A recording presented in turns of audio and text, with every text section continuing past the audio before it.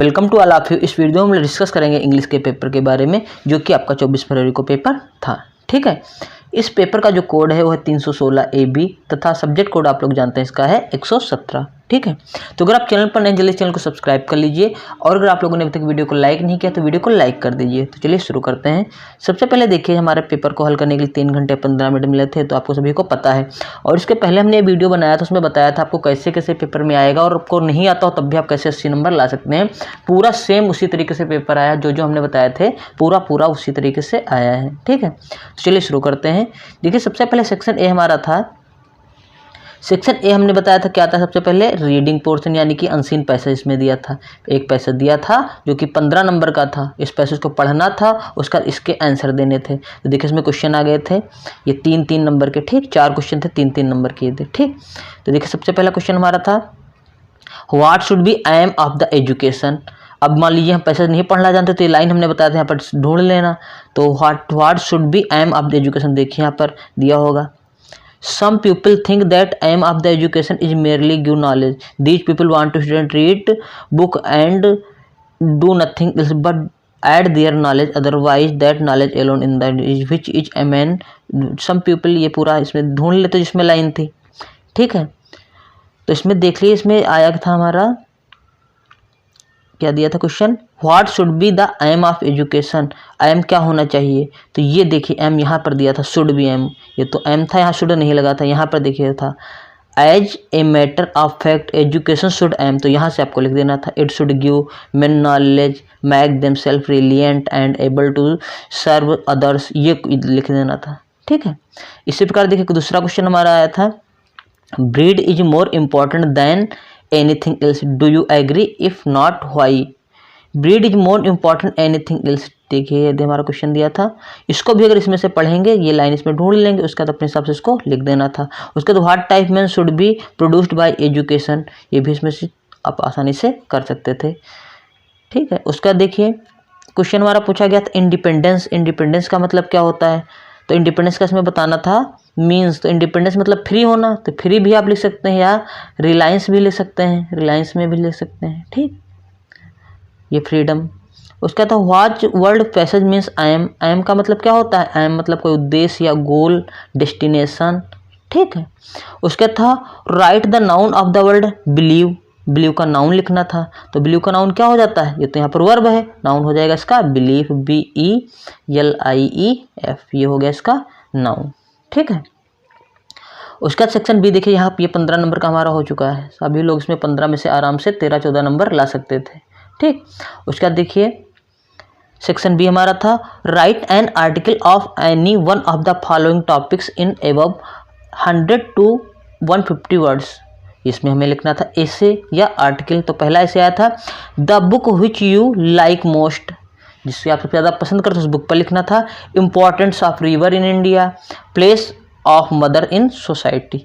ठीक है, किसी पर लिख लेते, इसमें रामचरितमानस पर लिख देते या गंगा पर लिख देते, इतना तो आपको पता ही होगा। तो 15 और 10 25 नंबर ये सबने ही किया होगा, हमें पूरी उम्मीद है। उसका देखिए हमने कहा था राइट लेटर लिखने के लिए बताया था कैसे करना, आपको मैटर तैयार कर लेना था। मतलब कैसे कैसे लेटर लिखा जाता है आपको पता कर लेना था। कहाँ पर डेट पड़ेगी, कहाँ पर सर का नाम पड़ेगा, कहाँ पर पूरा सब मैटर पड़ेगा, ये सब आपको पता होना चाहिए था। Write a letter to your younger brother explaining him to importance of morning walk and balanced diet for keeping good health. अपने भाई को एक पत्र लिखना जिसमें उसे बताना है कि मॉर्निंग वॉक के जो इम्पोर्टेंस है उससे क्या फ़ायदा है, और balanced diet for keeping good health, कि अपनी जो डाइट को उसको ठीक से संतुलित रखें जिससे उनकी हेल्थ जो रहे, क्या रहे, हेल्थ, गुड हेल्थ रहे। ठीक, ये आपको लेटर लिखना था। ये भी बहुत आसान क्वेश्चन था। फिर दूसरा देखिए इसमें लेटर लिखना था, या तो ये लेटर लिखते या तो ये लिखते। Write a letter to the district magistrate, DM को लेटर लिखना था complaining about the frequent long time breakdown of power supply in your locality. ठीक है, क्या लिखा है, frequent long time breakdown of power supply, जो आपके पावर सप्लाई आती है वो बहुत ज़्यादा कट के आती है, इसके बारे में आपको लिखना था। ठीक है, ये क्या लिखा है, ब्रेक डाउन मतलब कट कट के आती है, जो फ्रीक्वेंसी होती है लाइट की कट कट के आती है। तो ये भी हमने बता दिया था कैसे लिखना है, इसमें कोई बड़ी बात नहीं है। तो इस प्रकार आप लोगों ने यहाँ पर 35 नंबर का पेपर तो कर ही लिया होगा, और 35 से अगर आप लोगों ने अच्छा लिखा है तो लगभग 30 या 32 नंबर आपको यहाँ से मिलेंगे ही मिलेंगे। ठीक है, चलिए आगे देखते हैं। फिर देखिए सेक्शन सी आया था। सेक्शन सी में हमने बताया था आपको क्या मिलेगा। देखिए हमने इसके पहले बता दिया था आपको 20 नंबर की इसमें ग्रामर मिलेगी और 5 नंबर का ट्रांसलेशन मिलेगा। ठीक है, तो यहाँ से भी हमें पूरी उम्मीद है आप लोग 20 से 22 नंबर तो निकालेंगे ही निकालेंगे। तो चलिए देखते हैं। पहला क्वेश्चन देखिए था हमारा, a person who does not believe in the existence of God, जो भगवान है या नहीं उनमें विश्वास नहीं करता कि भगवान उपस्थित है। एग्जिस्टेंस माने क्या होता है, उपस्थित। जो भगवान है उसको नहीं मानता है कि भगवान है नहीं है, तो उसे क्या कहा जाता है, नास्तिक। जो भगवान को ना माने या उसकी पूजा ना करे, भगवान को कुछ भी ना समझे, उसे कहा जाता है नास्तिक। तो नास्तिक को क्या कहा जाएगा, एथीस्ट। तो इसमें ऑप्शन कौन सा सही था, थर्ड। ठीक है, अगला क्वेश्चन देखिए, a phrase hold good means, ये फ्रेज जो होता है होल्ड गुड मीन्स, इसका मतलब हमारा था हैप्पी। ठीक है, क्या मतलब था, हैप्पी। उसका देखिए सिनोनिम ऑफ डेस्टिनी। अब डेस्टिनी माने क्या होता है, डेस्टिनी माने होता है किस्मत, जिसकी भाग्य अच्छी हो, क्या कहते हैं उसका भाग्य बहुत अच्छा है। तो यहाँ पर क्या हो जाएगा, आप लोगों को पता ही है, फॉर्चून। अगला था, no sooner had he come here when his father talked him which word in sentence is error. तो यहाँ पर क्या हो जाएगा, एरर, व्हेन में एरर थी। ठीक है, अगला क्वेश्चन देखते हैं, द एंटोनिम ऑफ पैट्रियट। अब पैट्रियट माने क्या होता है आप लोगों को पता है, देशभक्त। तो इसका क्या हो जाएगा, देशद्रोही। तो कौन सा सही हो जाएगा, ब्रेव माने तो बहादुर होता है, कावर्ड माने कायर होता है, ऑनेस्ट माने ईमानदार होता है, ट्रेटर, ट्रेटर माने होता है देशद्रोही। ठीक है, इसके माने क्या होता है, देशद्रोही। अगला क्वेश्चन देखते हैं। अब देखिए आ गया था डायरेक्ट इनडायरेक्ट। तो इसमें एक केवल डायरेक्ट इनडायरेक्ट करना था, आप चाहे कोई भी कर सकते थे। चलिए पहला देख लेते हैं, she said to us let us have some music. तो कैसे बनेगा ये, सी प्रपोज्ड अस, सी प्रपोज्ड अस। चलिए हम लिख दे रहे हैं, सी प्रपोज्ड अस। ठीक है, उसके बाद क्या था इसमें, दैट दे शुड, या बी शुड लिखते हैं, that they should have some music, some music. ठीक है, ये इसका डायरेक्ट इनडायरेक्ट बन गया। दूसरा था, the father said to his son angrily why have you disturb me in my sleep, leave the room at once and do not come here again. तो देखिए इसमें दो जुड़े हैं, ये एक तो हमारा जुड़ा है इंट्रोगेटिव का और दूसरा जुड़ा है इसमें काहे का, दूसरा इसमें जुड़ा है आपका इम्परेटिव सेंटेंस। तो बनेगा sentence, the father asked his son angrily. ठीक, उसके बाद बनेगा व्हाई, अब यू को चेंज कर देंगे सेकंड पर्सन प्रोनाउन सन से, तो सन का क्या हो जाएगा, की जगह ही, व्हाई ही, और टेंस हमारा है प्रेजेंट परफेक्ट, तो हो जाएगा past perfect, why he had disturbed, क्या हो जाएगा, डिस्टर्ब्ड। उसके बाद मी है, मी का क्या हो जाएगा, मी को चेंज करेंगे यहाँ पर फादर से, तो हो जाएगा यहाँ पर हिम। ठीक, in his sleep, in his sleep. ठीक है, ये हमारा इतना बन गया। उसके बाद क्या बनाएंगे, देखिए यहाँ पर आगे हमारा जो बचा sentence, and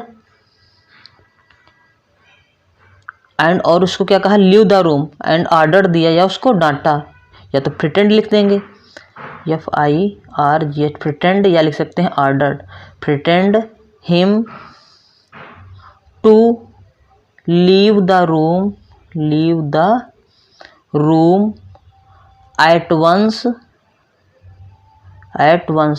and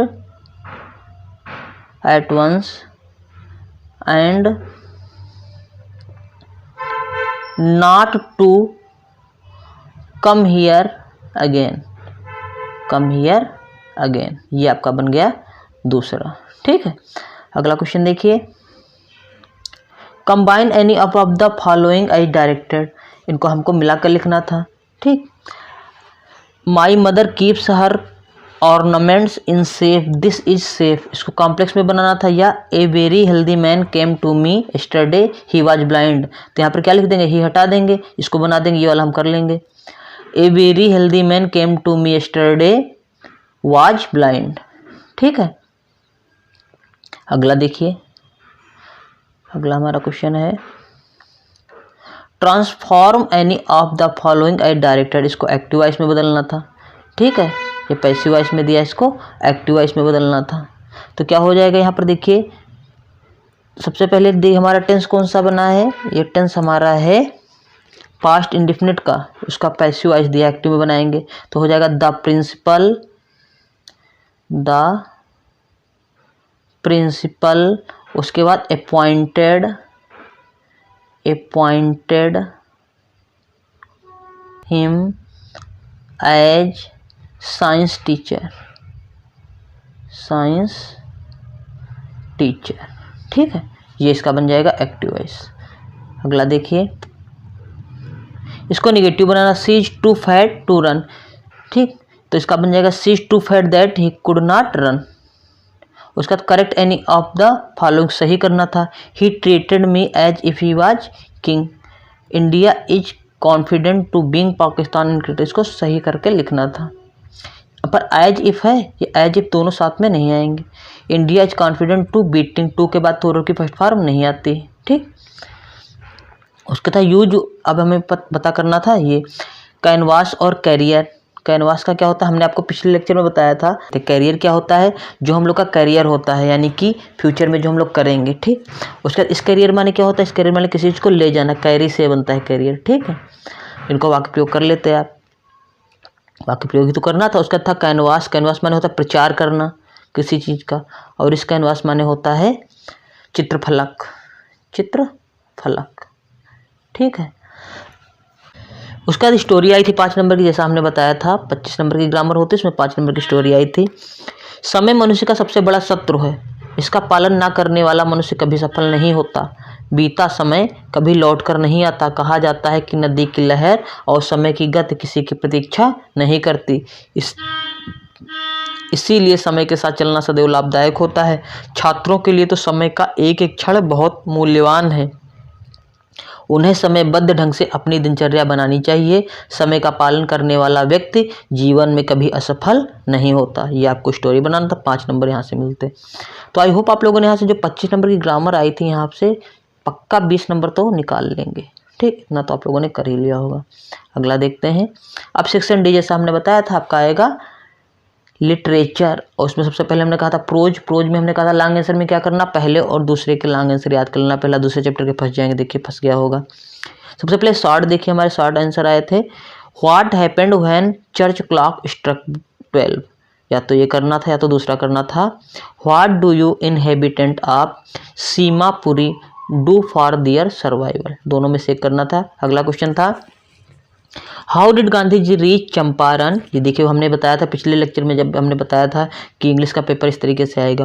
what did he find 3 and what did he plan to future proceeding, ठीक है।